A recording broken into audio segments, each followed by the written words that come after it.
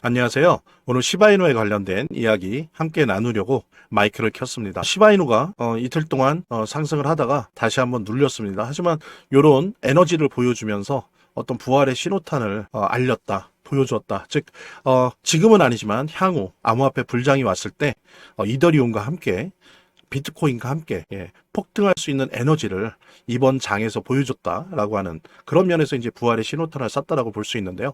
그러면서 이제 개인 투자자들도 좀 기환하는 모습을 보이고 있다라고 좀 적극적으로 표현하고 있는데, 사실 이 부분에 대해서 좀 냉정하게 우리가 알아야 될 것 같아요. 사실 지금은 아직도 개인은 던지고 있습니다. 개인은 아직도 던지고 있고요. 기관이나 고래들이 이거를 줍고 있습니다. 아직은 그런 장이에요. 단 뭐냐면은 이번에 12월 1일 QT가 양적 긴축, 연준의 양적 긴축이 중단되고 바로 이틀 있다가 12월 3일 날 레포라고 하죠. 단기금융 시장에서 연준이 약 18조에 달하는, 그러니까 팬데믹 이후로 두 번째로 큰 규모의 단기금융 자금을 시중은행에 뿌렸습니다. 이 얘기는 뭐예요? 지금 시중은행들이 지금 목이 말라 있다는 거예요. 그냥 내둬서는 안 될 정도 아주 심각한 상이라는 거죠. 유동성의 고갈이. 그런 부분들을 이제 사람들은 어떻게 평가했냐면은 단순히 양적 긴축을 중단한 게 아니라 바로 이틀 만에 양적 완화, 즉 QE를 바로 시작했다라는 식으로 시장이 받아들였어요. 게다가 이제 그동안 암호화폐라면 진저리를 치던 뱅가드나 이런 아주 보수적인 자산운용사가 이제 비트코인 등의 ETF를 다루기로 하고, 이런 부분들이 이제 시장에 영향을 주면서 우리 비트코인만이 아니고 우리 시바이누도 함께 야간 이틀 동안 부활의 신호탄을 쐈다가 지금 이제 눌리는 과정이죠. 이거 뭐 당연한 겁니다. 아직 유동성이 완전히 들어오지 않았기 때문에 이제 시작이 되는 거죠. 그러다 보니까, 하지만 이 과정에서 우리가 볼 수 있는 건 그동안 특히 10월, 11월 두 달 이상 개미는 던지고 기관이나 고래는 죽고 하는 모습이 전형적인 패턴이었거든요. 어떻게 보면 이게 바로 이러기 때문에 이게 이제 조정장이라고 하는 거죠. 아쉽지만은 그러기 때문에 우리가 보통 조정장이라고 합니다. 이런 모습이 보였었는데, 요 QE의 조짐을 시장이 간파를 하면서 요 이틀 오를 때 근데 눌리고는 있지만 조금씩 개인들이 던지는 비율이 낮아지고 있다는 거죠. 이게 감소하고 있다는 의미입니다. 뭐 귀환이라고 적극적으로 표현하기는 있는데, 온체인 데이터나 이런 걸 보면 귀환 정도는 아직 아니고요.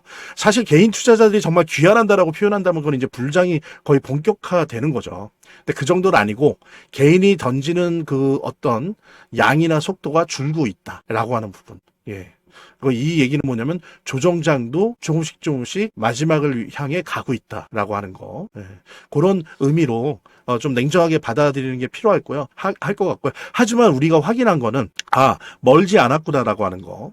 왜냐면은 그냥 올라간 게 아니었어요. 올라간 게 그냥 올라간 게 아니라 연준을 중심으로 해서 이제 유동성이 풀리는구나, 양적 완화가 시작되는구나라고 하는 걸 말이 아니라 행동으로 보았기 때문에 18조에 달하는 거금을 급하게 시중 은행한테 단기금융으로 말하자면은 유동성을 밀어낸 거죠. 그런 모습을 보면서 이제 유동성장이 시작된다라고 하는 거를 시장이 캐치했다는 부분, 이 부분이 대단히 큰 성과라고 보고요. 곧 조정장이 이제 암호화폐 불장으로 갈 날이 멀지 않았다라고 하는 거 우리가 다시 한번 확인하면서 재단에 관련된 이야기 나눠보도록 하겠습니다. 차트를 제대로 보는 것도 중요하고 또 거시경제 상황들을 보는 것도 중요하고 매우 중요하지만, 결국에는 사실은 이 모든 거를 무시하더라도 재단이 어떻게 하느냐가 사실은 이 암호화폐의 성패를 좌우하는 가장 큰 요소라고 하는 거를 우리가 모두 다 느낄 수 있는 거거든요. 그래서 제가 좀 과장을 하면, 오히려 암호화폐를 통해서 돈을 제대로 버는 사람들은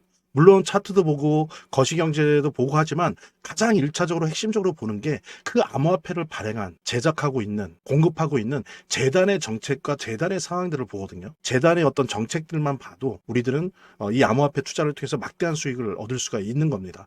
특히 그중에서 우리가 많이 보려고 노력하는 것들은 락업에 관련된 것들이에요. 그리고 락업의 해제에 관련된 것들이에요. 재단이 얼마나 우리가 암호화폐 투자를 함에 있어서 중요한 요소인지를 깨닫고, 그 다음에 특히 만약에 우리가 암호화폐를 투자함에 있어서 재단에 무엇을 봐야 되는지 함께 공유하는 그런 시간을 짤막하게 좀 갖도록 하겠습니다. 그래서 제가 여러분들이 최대한 쉽게 이해할 수 있도록 일단 락업 해제에 대해서 먼저 설명을 좀 드려볼 건데요.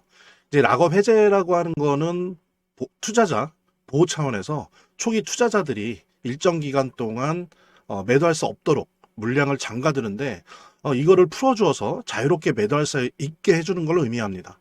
그래서 통상적으로는 락업 해제 이후에는 대규모 물량이 시장에 풀리기 때문에 강력한 매도 압력으로 작용해서 가격이 급락하는 모습을 보여주게 되는 거죠. 그런데 우리가 이제 주목해야 될 점은 락업 해제 직전의 모습입니다. 락업 해제 후에는 대부분 급락이 오거든요. 그렇지만 그 전에는 대부분 가격의 급등이 연출되기 때문이죠. 왜냐하면 이제 세력들이 대량 매도를 하기 위해서는 가격이 올라가야지만 수익을 보고 매도할 수 있기 때문인데요.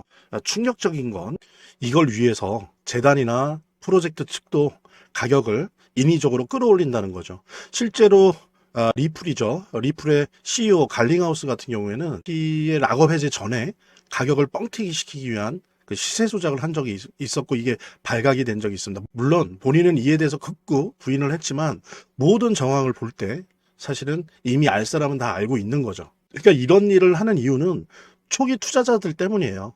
이 초기 투자자들에게 수익을 줘야지 어떤 보상 개념의 수익을 줘야 추가적인 투자 유치를 할 수 있는 거죠. 그 초기 투자자들 뿐만이 아니라 그 외에 2차, 3차 투자자들을 모집하기 위해서는 이런 초기에 부풀리기, 뻥튀기가 필요한 겁니다. 예. 그래서 락업 해제 전에 락업 일정에 맞춰서 매수 타점을 잡아내는 것이 매우 중요하게 대두되는 겁니다. 이 락업 해제 후에는 급등 후에 급락 패턴이 옵니다. 이제 그러기 때문에 락업 해제 전에 매수를 해야 되고 락업 해제 후에는 이제 매도를 해야 되는 거죠. 이래야지 이제 엄청난 수익이 가능해지는 건데요. 제가 특정 경로를 통해서 이 재단 측의 어떤 락업 해제 일정을 입수를 했거든요.